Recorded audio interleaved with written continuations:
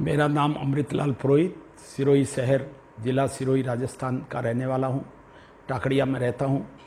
मेरा सिरोही है बहुत अति सुंदर है, देवनगरी है, चारों तरफ पहाड़ी पहाड़ है, माउंट आबू बहुत नज़दीक है, पर्यटन स्थल है, वास्तान जी जैसा पर्यटन स्थल है और यहाँ लोग घूमने के लिए आते हैं। यहाँ बहुत प्राचीन मंदिर है, राजाओं के टाइम ये स्टेट थी। यहाँ का महल भी बहुत ही सुंदर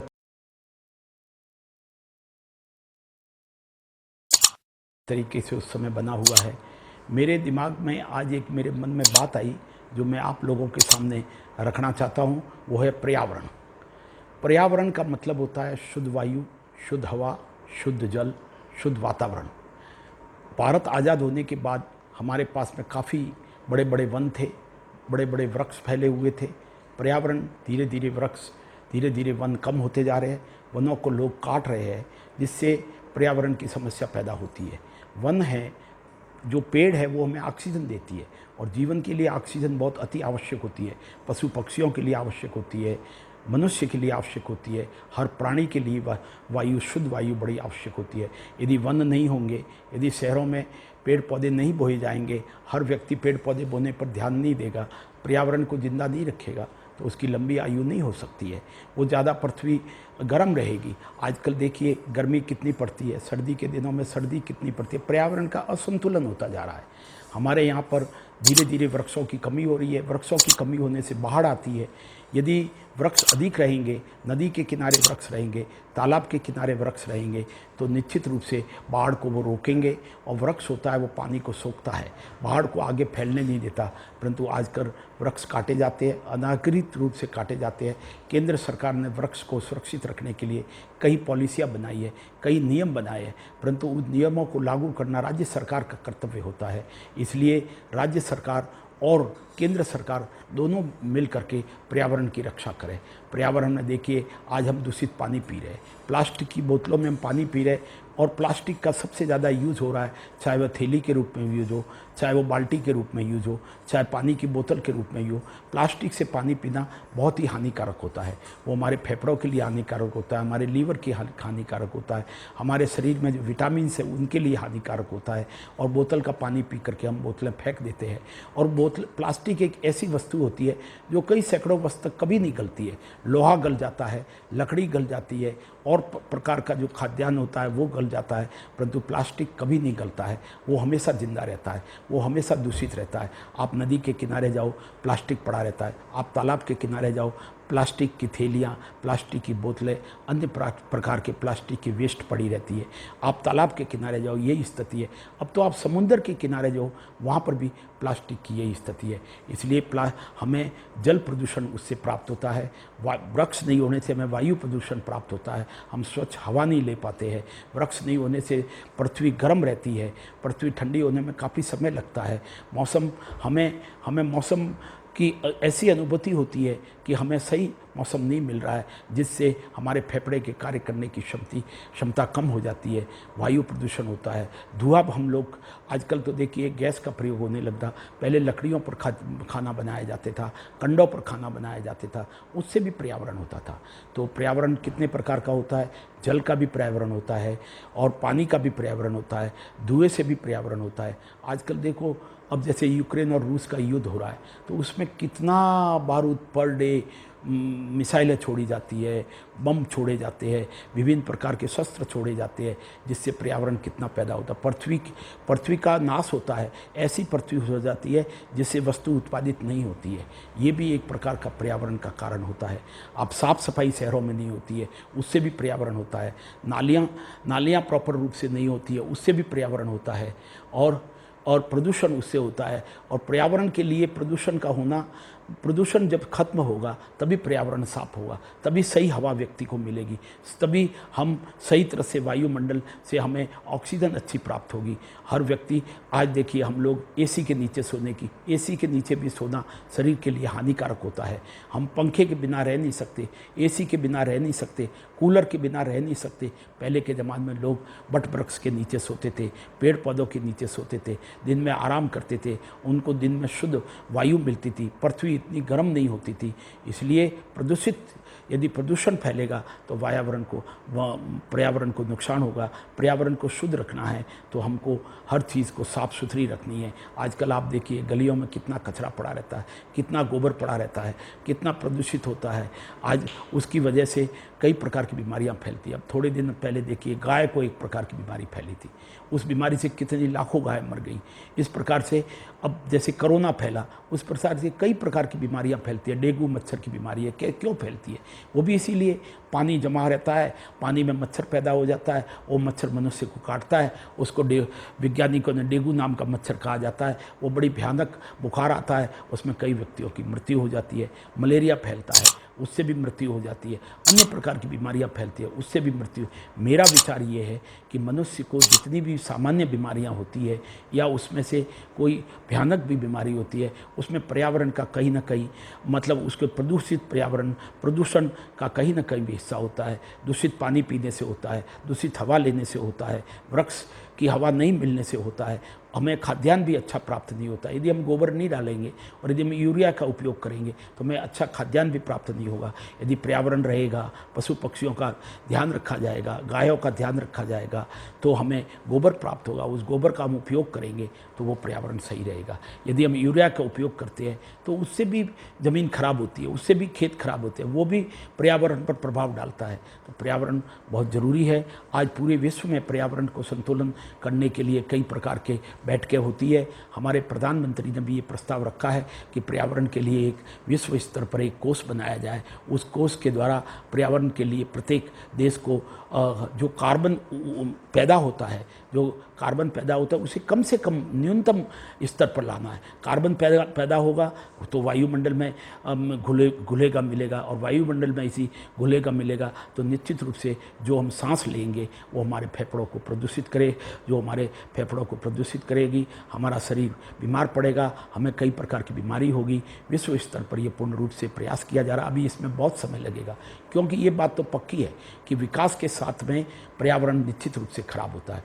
वायुमंडल का पर्यावरण सब बहुत ज़्यादा उसका प्रभाव पड़ता है। उद्योगों की जिस प्रकार से गति से उद्योग बढ़ रहे हैं, बड़े बड़े उद्योगों में प्रदूषण हो रहा है। यदि उद्योगों में प्रदूषण होता है तो गलत वायु उसको कोयले के कारण भी होता है और मशीनों के कारण भी होता है। उसको रोकने का प्रयास नहीं किया जाता है। मशीन खराब होती है तो उद्योगपति उसको ठीक नहीं कराता है। उसको दिमाग में ये विचार नहीं होता है कि यदि हमने उद्योग खोला है, हम उद्योग से पैदावार करते हैं, उससे हम लाभ कमाते हैं, तो उसको निश्चित रूप से पेड़ पौधों का ध्यान रहना चाहिए।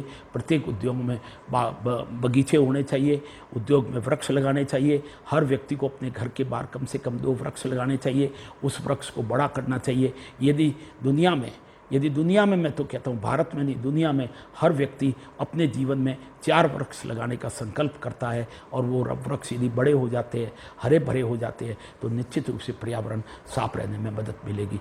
हर मनुष्य को पर्यावरण का ध्यान रखना उसका दायित्व होना चाहिए। ईश्वर ने हमको जन्म दिया है तो हम बुद्धिशाली व्यक्ति है। मानव बहुत बुद्धिशाली होता है। उसको पर्यावरण ठीक रखेगा तो वो खुद स्वस्थ रहेगा। उसको कम से कम दवाइयाँ लेनी पड़ेगी, डॉक्टरों के पास कम से कम जाना पड़ेगा। आजकल क्या होता है, हॉस्पिटलों में भी जो वो प्लास्टिक निकलता है, जो पट्टे पट्टी बांधे जाते हैं, जो डस्ट निकलती है, जो खराब चीज़ें निकलती है, जो खून से लथपथ होते हुए जो कपड़े होते हैं उन्हें ऐसे ही फेंक दिए जाते हैं। उसकी हॉस्पिटलों में सफाई नहीं हो जाती। उसका पूर्ण रूप से ध्यान देना चाहिए। प्रशासन को सख्त नियम बढ़ाने चाहिए, चाहे हॉस्पिटल हो, चाहे स्कूल हो, चाहे धर्मशाला हो, चाहे किसी भी प्रकार का कोई हो। निश्चित रूप से पर्यावरण को साफ सुथरा रखने के लिए स्पष्ट रूप से निर्देश होने चाहिए। समय समय पर जो सरकारी संस्थान है उसकी जांच होनी चाहिए। उनसे ये लिखवा के लेना चाहिए कि हम पर्यावरण साफ सुथरा रखते हैं, हम नियमित रूप से सफाई करते हैं, हम इन रूप से जो गलत वस्तुएं होती है उनको हम जला देते हैं, उनको फेंक देते हैं, उनका फिर आप देखिए, मैं लंदन गया था, वहाँ पर हमने ये देखा कि जो जो चीज़ें होती है, जो ख़राब चीज़ें हैं, उनको इस प्रकार से वर्गीकरण करके, इस प्रकार से अलग अलग करके उनको रिसाइकलिंग किया जाता है, और रिसाइकलिंग करके उसको उपयोग में लाया जाता है। कोई ना कोई चीज़ में उसका खाद बनाई जाती है, उसका कोई ना कोई मॉडलिंग करके उसको मतलब स्क्रैप के रूप में बेचा जाता है, परंतु उसको इस तरीके से पर्यावरण को दूषित करने के लिए नहीं फेंका जाता है। हमारे भारत में अब इस समय इस प्रकार का 3-4-5 साल से मोदी जी ने ये अभियान चलाया है, ये आंदोलन चलाया है कि गीला कूड़ा और सूखा कूड़ा अलग अलग बाल्टियों में रख करके सुबह जो नगर पालिका, नगर परिषद, नगर महापालिका के जो लेने के लिए आते हैं, उसमें लोग घर से उठ करके उसको डालते हैं, इंतज़ार करते हैं, वो कभी भी इधर उधर नहीं फेंकते। परंतु आज से 10-15 साल वर्ष पहले सड़कों पर फेंक देते थे, अगल बगल में फेंक देते थे, पार्कों में फेंक देते थे, वृक्ष के किनारे फेंक देते थे, जिससे मक्खियाँ होती थी, जिससे मच्छर होते थे, और ये मच्छर तो उसी से होते हैं। यदि कूड़ा रहेगा, साफ़ सफाई नहीं रहेगी, नालियाँ साफ़ सफाई नहीं रहेगी, तो निश्चित रूप से मच्छर पैदा होंगे, और मच्छर पैदा होंगे तो मनुष्य के लिए एक बहुत बड़ी समस्या होगी, इससे बीमारियाँ फैलेगी।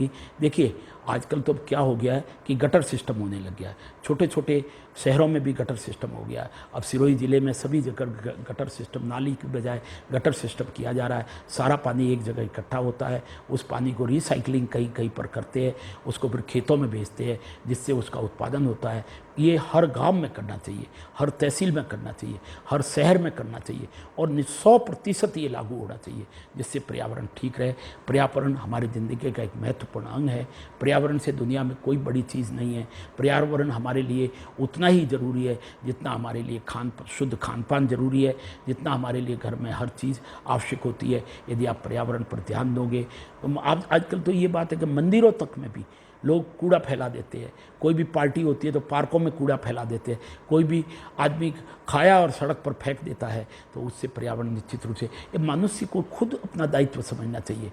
खुद विवेकशील मनुष्य है, उसको ध्यान रखना चाहिए कि यदि हम वस्तु इधर उधर फेंकेंगे, पर्यावरण फैलाएंगे, तो उसका खमियाजा हमें ही भुगतना पड़ेगा, कोई दूसरा नहीं भुगतेगा। देखिए, सरकार कितना कर सकती है। सरकार को करने की एक लिमिट होती है, सरकार को पर्यावरण पर ध्यान देने की एक लिमिट होती है, खर्चा करने की एक लिमिट होती है। हर व्यक्ति यदि स्वयं उस पर ध्यान दे, हर घर यदि स्वयं ध्यान दे, किसान उस पर स्वयं ध्यान दे, सरकारी संस्थान उस पर स्वयं ध्यान दे, स्कूल में सफाई वाले स्वयं ध्यान दे, सरकारी जितने भी संस्थान हैं यदि साफ़ सुथरा रखेंगे, तो निश्चित रूप से पर्यावरण साफ रहेगा। अब आप देखो, कहीं पर दिल्ली जैसे शहर में जो कूड़ा इकट्ठा करके एक पर डाला जाता है, वो पहाड़ के पहाड़ हो जाते हैं।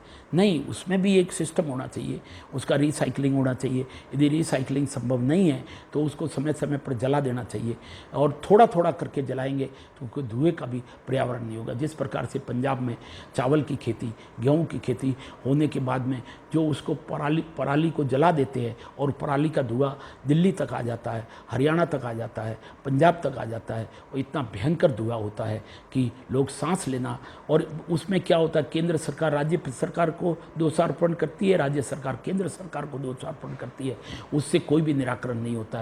उसको रिसाइकलिंग करके इस प्रकार का एक ऐसा खाद बनानी चाहिए जिसका उपयोग, लिक्विड खाद बनानी चाहिए जिसका उपयोग खेती में हो सके। ये प्रयास किया जा रहा है। और कुछ क्या है कि किसानों पर भी कुछ थोड़ा सा डर होना चाहिए, जिससे उस पराली का वो निश्चित रूप, सरकार भले उसमें सब्सिडाइज कर दे, सरकार भले उसमें सहायता दे दे, सरकार 100% सहायता दे दे, 50% सहायता दे दे, परंतु उस पराली का लिक्विड खाद बनानी चाहिए, उसका उपयोग करना चाहिए, केमिकल मिला करके खाद बनानी चाहिए, ताकि उसका दिल्ली जैसे शहर में उपयोग नहीं पड़े। देखो, ये भी बात है, आजकल घनी आबादी है। पहले क्या होता था, शौचालय नहीं होते थे।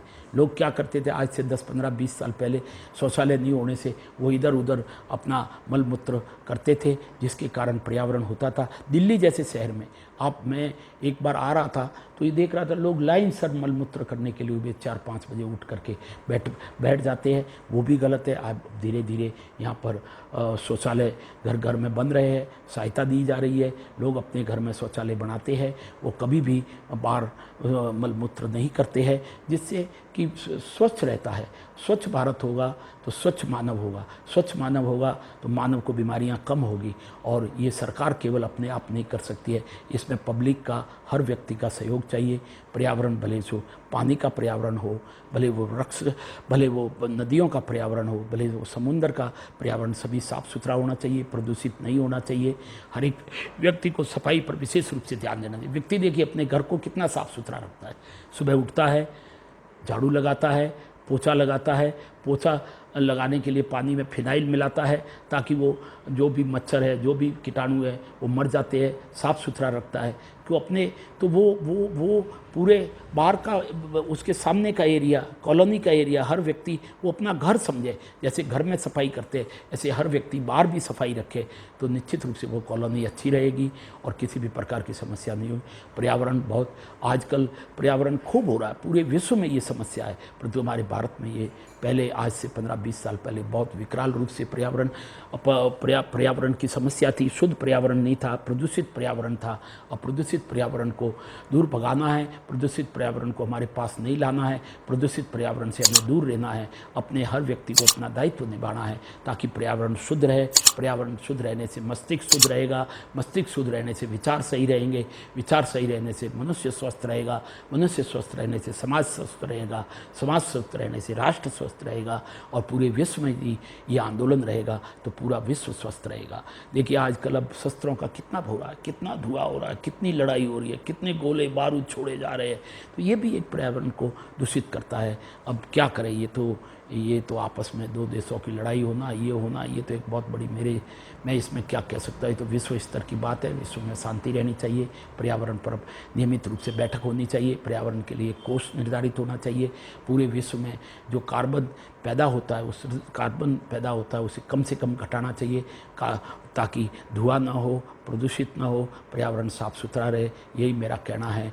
सब लोग अपने अपने स्तर पर पर्यावरण का ऊपर पूरा ध्यान दीजिए। और मैंने अपने स्तर पर जो मैं समझता हूँ, जो मैं सोचता हूँ, जो मेरे विचार है, जो पर्यावरण अच्छा रहने से लोगों को सुख शांति मिलेगी, इसलिए मैं ये निवेदन कर रहा हूँ। भारत माता की जय हो।